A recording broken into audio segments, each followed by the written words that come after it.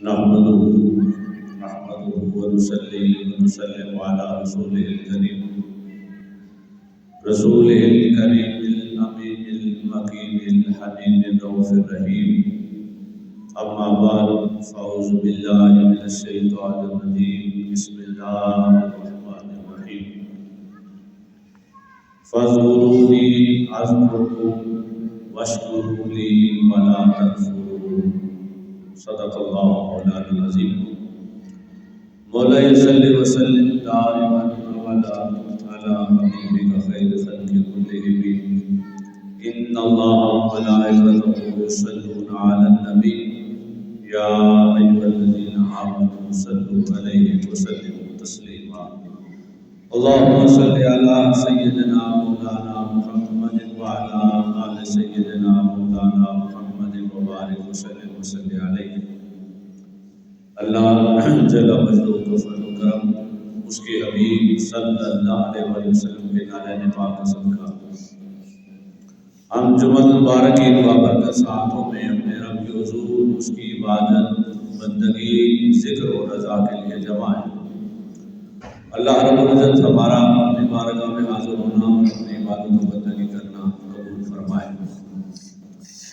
قابل عزت احترام معزز سامعین و ناظرین، ہم نے گزشتہ جمعہ مبارک پر قرآن مجید کی سورہ بقرہ کی آیت نمبر 151 کی روشنی میں حضور نبی اکرم صلی اللہ علیہ وسلم کے فرائض نبوت اور حضور نبی اکرم صلی اللہ علیہ وسلم کی امت کے لیے عروج اور عظمتیں حاصل کرنے کا ذریعہ اور طریقہ کار.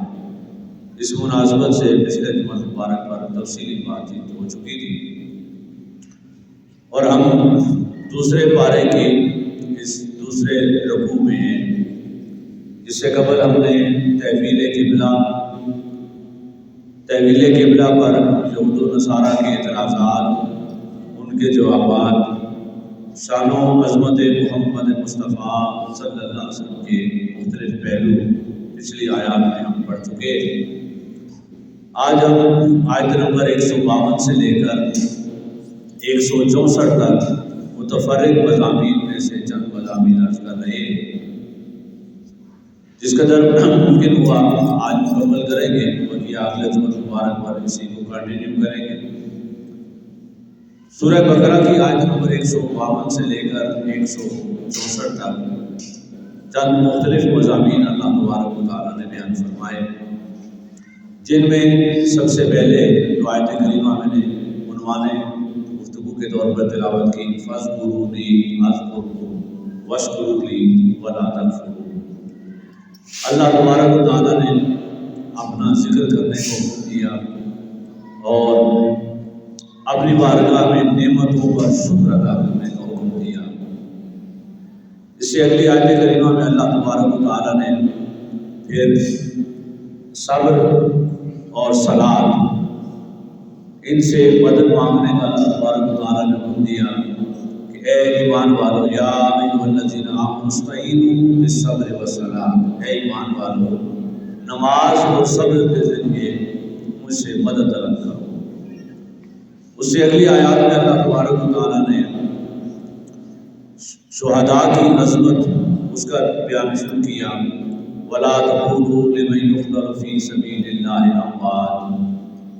اور اگلی دو آیات میں اللہ تبارک و تعالیٰ نے شہداء، ان کا مقام مرتبہ، ان کی عظمت کا ذکر کرتے فرمایا کہ تم انہیں مردہ نہ کہو، بل احیاء ولکن لا تشعرون، بلکہ وہ زندہ ہیں اور ان کی زندگی کا تمہیں شعور نہیں ہے. اس سے اگلی آیت کریمہ میں اللہ تبارک و تعالیٰ نے اہل ایمان کے لیے مختلف آزمائشوں کا ذکر کیا، وَلَنَبْلُوَنَّكُم بِشَيْءٍ مِّنَ الْخَوْفِ وَالْجُوعِ وَنَقْصٍ مِّنَ الْأَمْوَالِ وَالْأَنفُسِ وَالثَّمَرَاتِ. اور ہم ضرور میں ضرور تمہیں آزمائیں گے، کچھ خوف اور بھوک سے، کچھ مالوں اور جانوں اور پھلوں کے نقصان سے. اور پھر فرمایا وَبَشِّرِ الصَّابِرِينَ، اور اے حبیب مکرم صلی اللہ علیہ وسلم آپ صبر کرنے والوں کو خوشخبری عطا فرما دیں.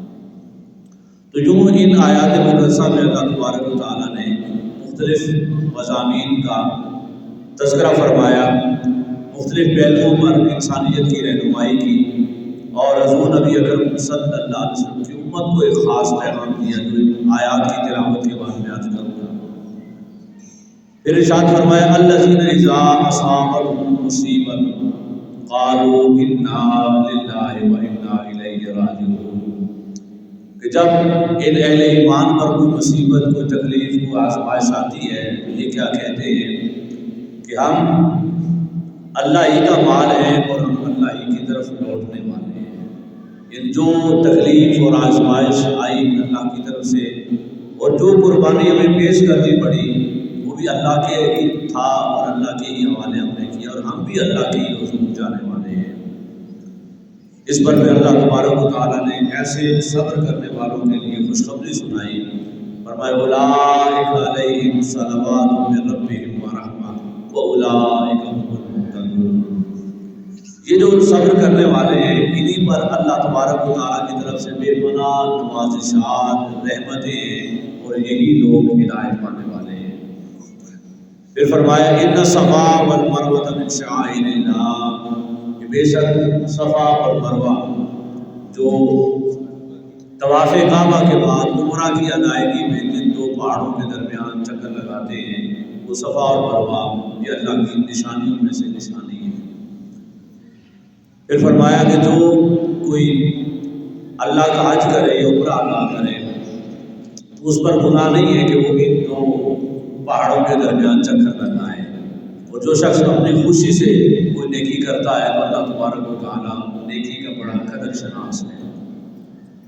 سامعین کرام، یہ جو آیات مقدسہ ہم نے دیکھی، ان آیات مقدسہ میں جو مختلف پہلو مضامین انسانی زندگی کے اللہ تبارک و تعالیٰ نے ذکر فرمائے، سب سے پہلے ہم ان آیات کے درمیان ایک ربط ہم دیکھتے ہیں کہ اللہ تبارک و تعالیٰ نے یہ مختلف احکامات ظاہراً دیکھنے میں الگ الگ احکامات ہیں جو بیان فرمائے ہیں، ان کے درمیان آیات کے اندر کوئی ربط بھی ہے یا نہیں۔ پہلے فرمایا کہ میرے نبی صلی اللہ علیہ وسلم کے یہ 5 فرائض ہیں، وہ تم پر آیات تلاوت فرماتا ہے، تمہیں کتاب اور حکمت کی تعلیم دیتا ہے، اس سے قبل تمہارا تزکیہ کرتا ہے، پھر کتاب اور حکمت کی تعلیم دیتا ہے، اور پھر تمہیں وہ سارے علوم سکھاتا ہے جو تم نہیں جانتے۔ اس کے بعد اللہ تبارک و تعالیٰ نے مسلمانوں کو عروج حاصل کرنے کے ضابطے بتائے، یہی 5 ضابطے ہیں۔ پھر صبر کرنے کا حکم دیا کہ صبر اور نماز سے میری مدد مانگو۔ پھر فرمایا کہ جو شہید ہو جاتے ہیں انہیں مردہ نہ کہو، وہ زندہ ہیں، میں انہیں رزق عطا کرتا ہوں اور تم ان کی زندگی کا شعور نہیں رکھتے۔ پھر فرمایا کہ صبر کرنے والوں کے لیے بڑی خوشخبریاں ہیں، اور اس کے بعد صفا مروہ کی اللہ تبارک و تعالیٰ نے ذکر فرمایا کہ صفا اور مروہ یہ میری نشانیوں میں سے عظیم نشانیاں ہیں۔ اب یہ الگ الگ مختلف چیزیں ہیں جن کا ایک ترتیب کے ساتھ اللہ نے ذکر کیا ہے۔ تو قرآن مجید کی کوئی آیت جس جگہ پہ رکھی گئی ہے تلاوت کے اعتبار سے، یہ ہمیں معلوم ہے کہ قرآن مجید کا نزول الگ ترتیب سے ہے اور جو تلاوت کرتے ہیں یہ الگ ترتیب ہے۔ یہ تلاوت کی ترتیب بھی اللہ کی جانب سے ہے، اللہ تبارک و تعالیٰ نے جو اپنے حبیب صلی اللہ علیہ وسلم کو عطا فرمائی اسی ترتیب کے ساتھ ہم قرآن کی تلاوت کرتے ہیں۔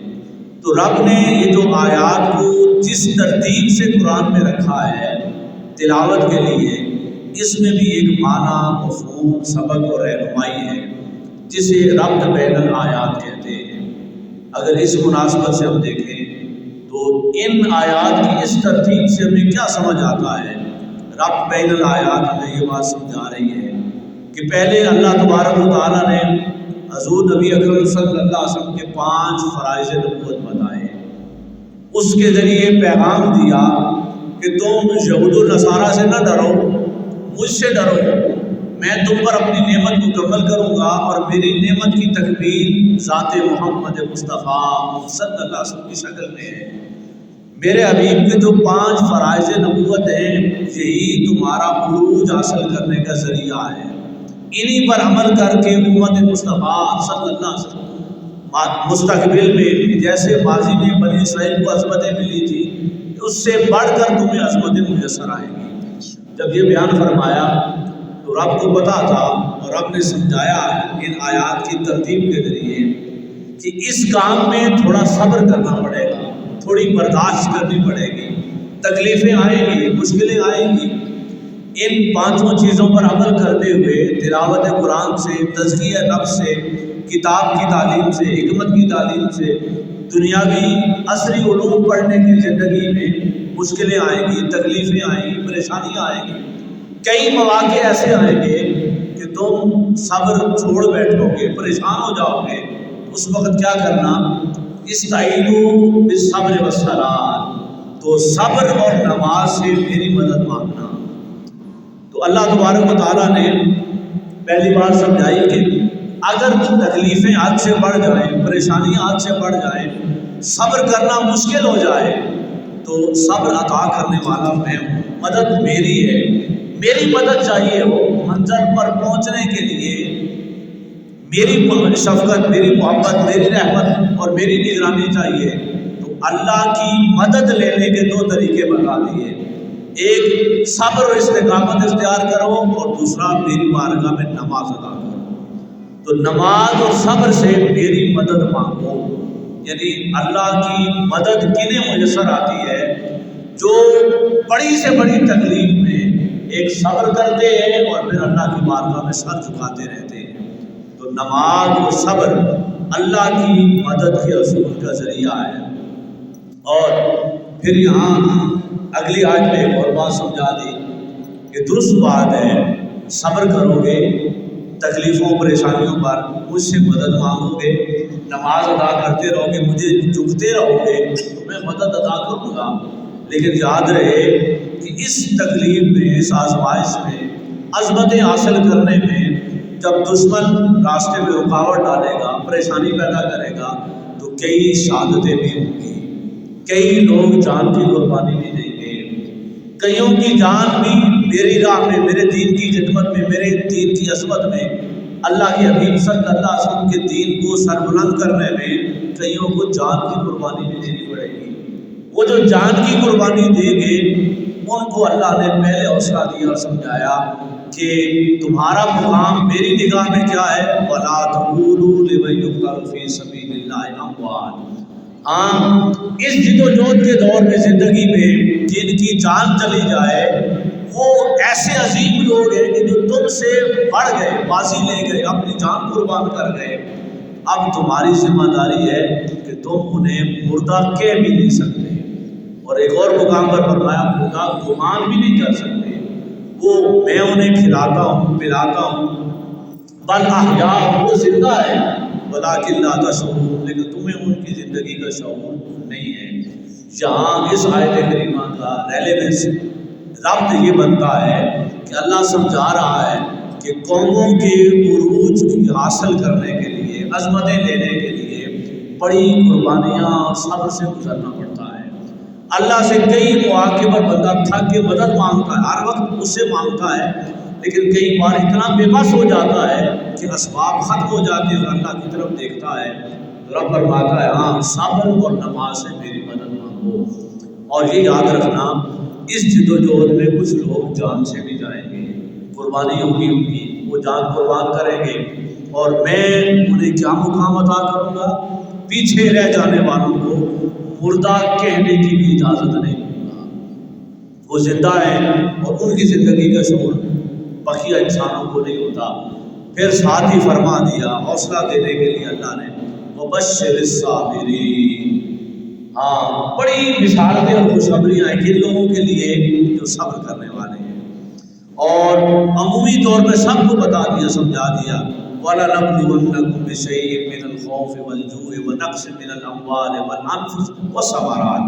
یہ طرح طرح کی قربانیاں، آزمائشیں، پریشانیاں آتی رہیں گی، اور جو ان میں صبر کریں گے ان کے لیے بلند درجے ہوں گے، بلند مقام مرتبہ ہوگا، اور میری بارگاہ سے ان کے لیے خوشخبریاں ہیں۔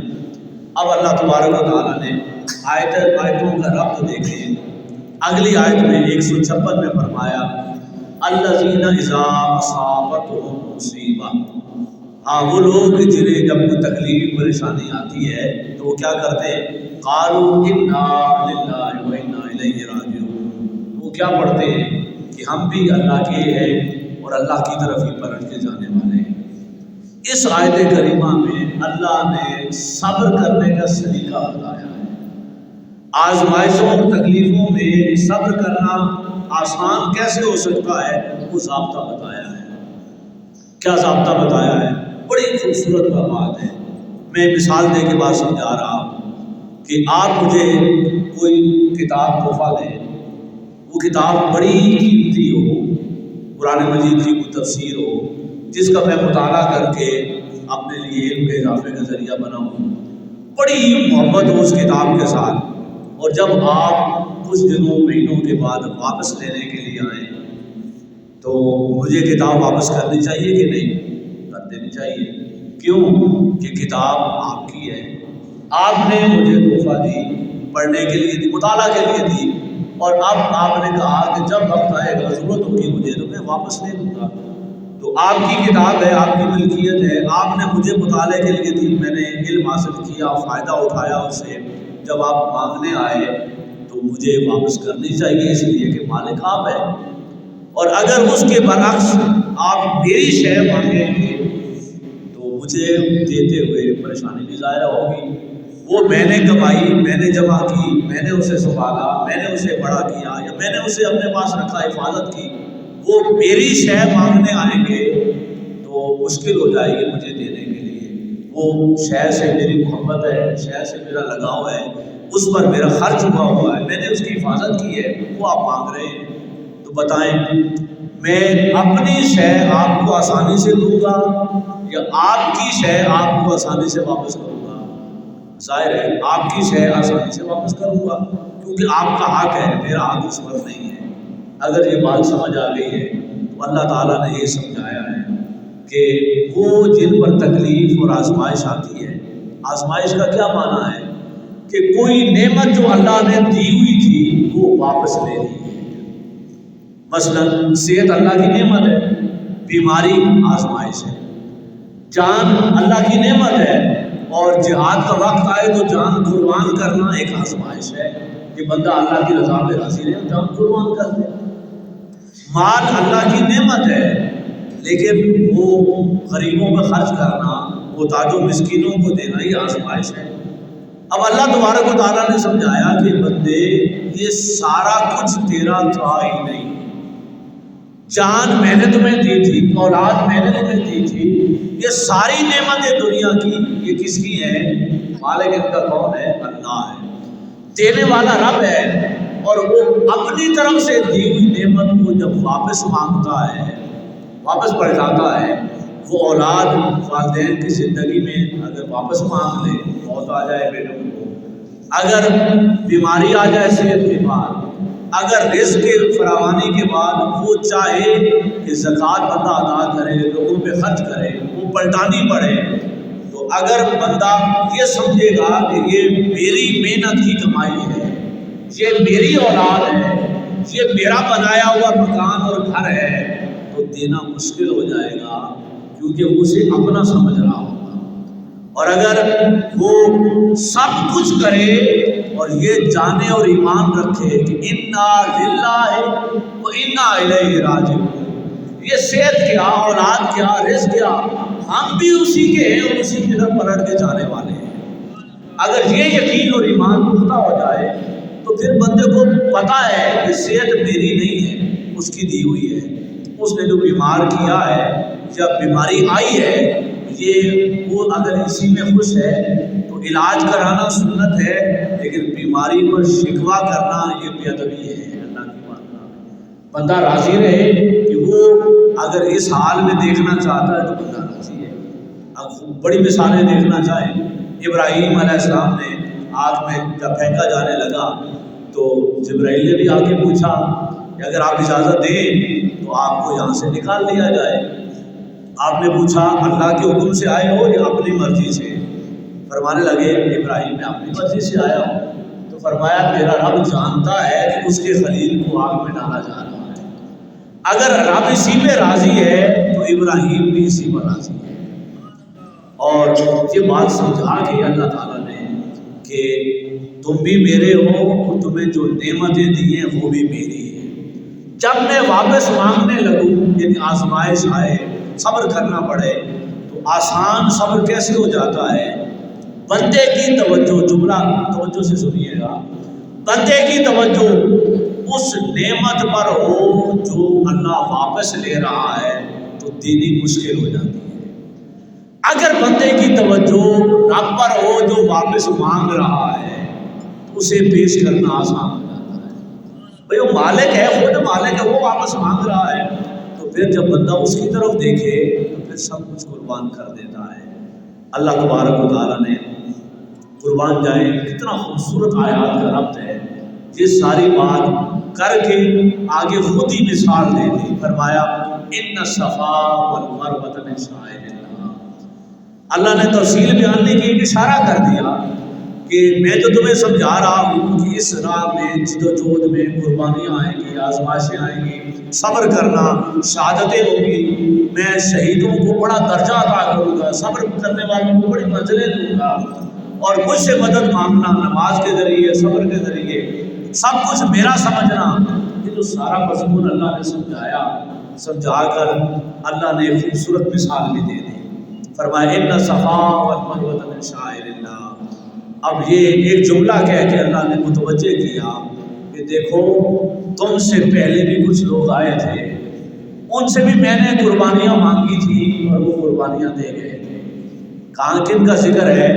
حضرت ہاجرہ علیہ السلام اور حضرت اسماعیل علیہ السلام کا ذکر ہے، اور اتنا خوبصورت ذکر ہے قربان جائیں۔ جب ابراہیم علیہ السلام نے آپ کو، ہاجرہ علیہ السلام کو، اپنی زوجہ کو اور بیٹے ابراہیم اسماعیل علیہ السلام کو اس بے آب و گیا میدان میں چھوڑا اور واپس پلٹنے لگے، تو حاجرہ علیہ السلام نے دائیں بائیں چاروں طرف دیکھا کہ بیابان پہاڑ ہے اور کوئی زندہ رہنے کا کوئی ذریعہ اور سبب بھی نہیں ہے، تو ابراہیم علیہ السلام یہاں کیوں چھوڑ کے جا رہے ہیں؟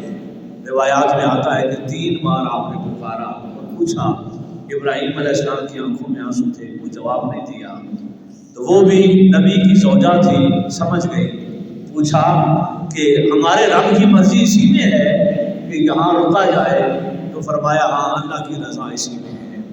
تو عرض کرنے لگی اگر رب کی مرضی اس میں ہے تو پھر میں اور میرا بیٹا جان دینے کو تیار ہے، پھر قربانی کے لیے تیار ہے۔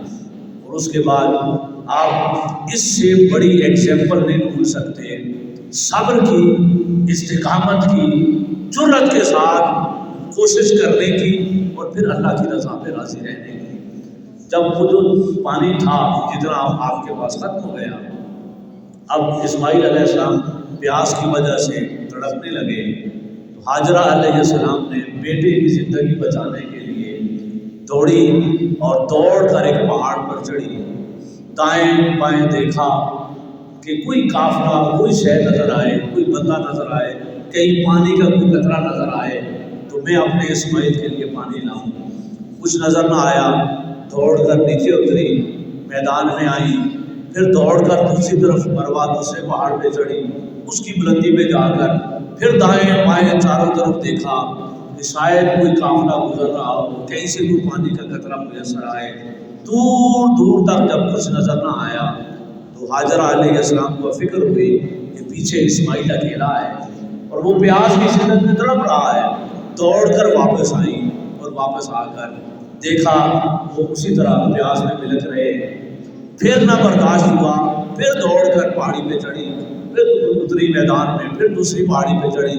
یوں دونوں پہاڑیوں کے درمیان اللہ کی بندی نے 7 چکر لگائے، 7 چکر لگائے اور پانی کی تلاش میں پوری قوت صرف کی کہ کہیں کوئی پانی کا قطرہ اور ذرہ میسر آئے۔ جن جن لوگوں نے عمرہ کیا ہے انہیں اس بات کا اندازہ ہے کہ آج کے دور میں سنگے مرمر کے ان پتھروں پر اے سی کے ماحول میں، خوبصورت ہوادار ماحول میں، نہ گرمی نہ کوئی پریشانی، پھر بھی لگاتار 7 چکر نہیں لگتے، تھوڑا رکتے ہیں حاجی، درمیان میں زمزم پیتے ہیں، ریسٹ کرتے ہیں اور آہستہ آہستہ 7 چکر پورے کرتے ہیں۔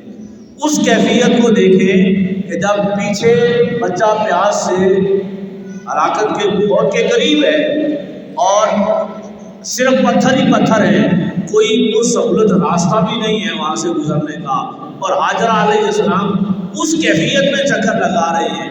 جب 7واں چکر لگا کر واپس آئی تو تھک کے گر گئی، جب نیچے پلٹ کے دیکھا تو اسماعیل علیہ السلام کے ایڑیوں سے زمزم کا چشمہ جاری ہو چکا تھا۔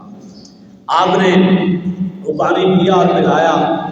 ایک سوال ذہن میں پیدا ہوتا ہے کہ اللہ تبارک و تعالیٰ نے وہ جو 7 چکر لگوانے کے بعد چشمہ جاری کیا، وہ چشمہ تھوڑی دیر پہلے جاری کر دیتا اسی اسماعیل کے ایڑیوں سے، تو وہ حاجرہ علیہ السلام کو تو اتنی تکلیف نہ ہوتی، اتنی آزمائش سے انہیں نہ گزارا جاتا۔ تو اللہ تبارک و تعالیٰ سمجھانا چاہ رہا ہے، لوگوں یہ میرا طریقہ ہے کہ پہلے میں بندے کا صبر آزماتا ہوں، پہلے دیکھتا ہوں کہ بندہ میری رضا پہ کتنا راضی رہتا ہے، کتنا صبر کرتا ہے، کتنی تکلیف اٹھا سکتا ہے۔ جب تک وہ دوڑتی رہی، چکر لگاتی رہی، اللہ بھی ان کے اس صبر کو دیکھتا رہا، ان کی جد و جہد کو دیکھتا رہا۔ جب بندہ اپنی جد و جہد کر کے تھک جاتا ہے، اپنی پوری بساط لگا دیتا ہے اور تھک کے گرتا ہے، تو وہ زمزم کا چشمہ جاری کر دیتا ہے۔ وہ پہلے بندے کے صبر کو آزماتا ہے اور پھر چشمے نکالتا ہے۔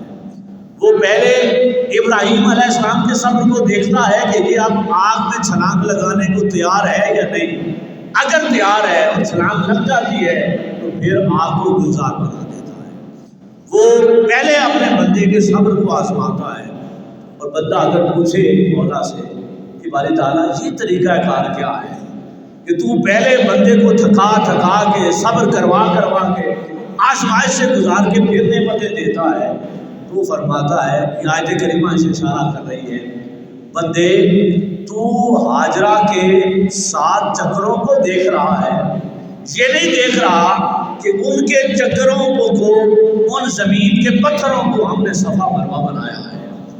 اس اسماعیل کی ایڑیوں سے جو زمزم جاری ہوا ہے، وہ قیامت تک انسانیت اس سے شفا پائے گی اور برکتیں حاصل کرے گی۔ تو اللہ کے ان نیک اور مقرب بندوں کی جو آزمائشیں ہوتی ہیں، وہ جو صبر اور استقامت کے ساتھ گزر جاتے ہیں، ان کے قدموں کے نشان اللہ آنے والوں کے لیے صفا مروا بناتا ہے۔ پھر وہاں حج اور عمرے کی سعادتیں مکمل ہوتی ہیں اور وہ زمزم کے چشمے سے انسانیت پہ پیاس بجاتی ہے۔ تو جس کی آزمائش بڑی ہوتی ہے اس کا انعام بھی بڑا ہوتا ہے، اس پر اللہ کا کرم اور فضل بھی بڑا ہوتا ہے۔ تو سامعین کرام، آج ہم نے یہ دیکھا کہ آیت نمبر 152 سے لے کر آیت نمبر 158 تک یہ جو آیات کریمہ ہیں، دیکھنے میں تو یہ متفرق مضامین ہیں، الگ الگ مضمون اللہ نے بیان کیے۔ کہیں کہا کہ میرا ذکر کرو، میرا شکر ادا کرو، کہیں کہا کہ یہ امت کے عروج کے اصول اور ضابطے ہیں، کہیں فرمایا صبر اور نماز سے میری مدد مانگو، کہیں شہداء کی فضیلت بیان کی، کہیں کہا کہ میں مختلف طریقوں سے آزماؤں گا، آزمائشیں بھیجوں گا، اور پھر کہا صبر کرنے والوں کے لیے بڑے درجے ہیں۔ پھر فرمایا کہ صفا مروا میری نشانیوں میں سے نشانیاں ہیں۔